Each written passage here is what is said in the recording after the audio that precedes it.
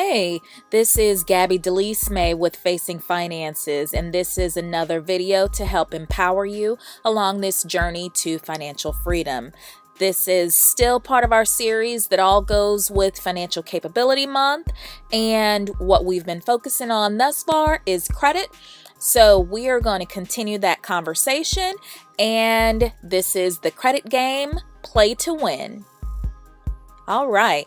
If you have missed any of the previous videos, make sure you check them out. We've talked about FICO. We've talked about potentially the excess money that we're potentially giving away, and what you can do to remedy that. And now we're going to get into talking about something that goes hand in hand with achieving our financial goals.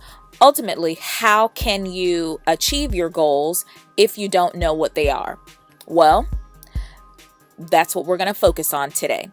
And it's important for us to know what the target is in order for us to be able to hit the target.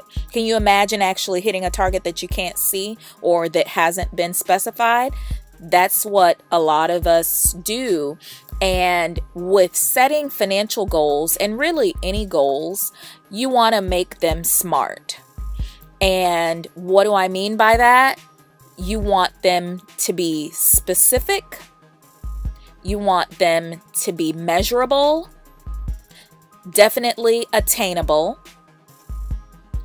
relevant to what you're trying to accomplish, and you want them to be time-bound. So let's break these down. You want to have goals that are specific because that helps you stay focused. Whenever you are like drifting, maybe you're going to do something that is contradictory to what you said the goal was, you can look back at that goal and say, okay, this is not what I'm supposed to be doing if I'm trying to hit this particular marker. So be specific.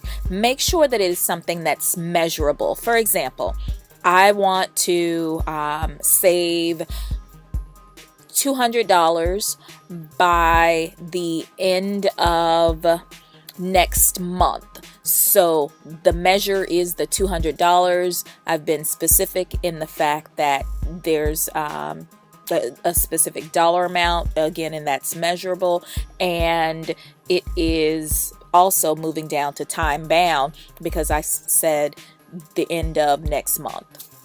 Make sure that it is attainable. For example, I can't set a goal to win the lottery, for example, because that's not something that I am in control of achieving myself. There are random factors at play, so that can't be an attainable goal. Can it happen? Absolutely, but it is not. It's not a SMART goal. Make sure that it is relevant to you. For example, you don't want something that is not relevant to what you're trying to achieve to be part of what you're listing as your goals. Sometimes people do that just so they can have something on their list, but the more focused the list becomes, the more likely we are to actually achieve what's on there.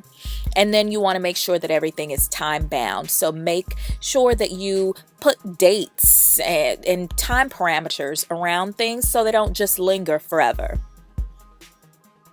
All right, so now it's time to put pen to paper. Take a moment and think about the remainder of the year. That many months do we have left in the year? How many days do we have left in the year? How many weeks? All right, so now you've got that information, right? Take 15 minutes and actually write down what it is that you want to accomplish.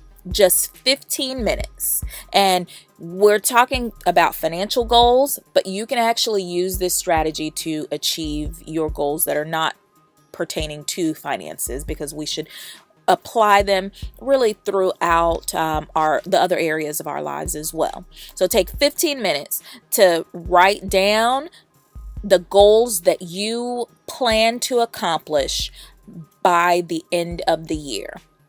So you're not going into like more into detail or anything. Just 15 minutes to list them out. Give yourself some time to think about it and just write them out. Hit pause. I'll be here when you finish up. So hit pause for a moment and do that. Okay. And since you're listening to this, I'm guessing you hit play and you've already written out your goals. Now take a moment and write down the action steps that are necessary, depending on how many goals you are able to identify. And then don't overwhelm yourself either. Just write down the action steps that are necessary. Because how do you eat an elephant? One bite at a time. So in those action steps, make sure that you are being smart and using the SMART goal principles. And I wish you much success on this journey. If you have any questions, feel free to give us a call or send us an email. We're on social media. Feel free to reach us that way. We're Facebook, Instagram, Twitter, or LinkedIn. You can find us at Facing Finances. You can also send an email to gabby@facingfinances.com. And I hope you are getting something out of these. Be diligent in setting your goals and stay focused, and you will realize them. Thank you so much. And until the next video, have an amazing rest of your day.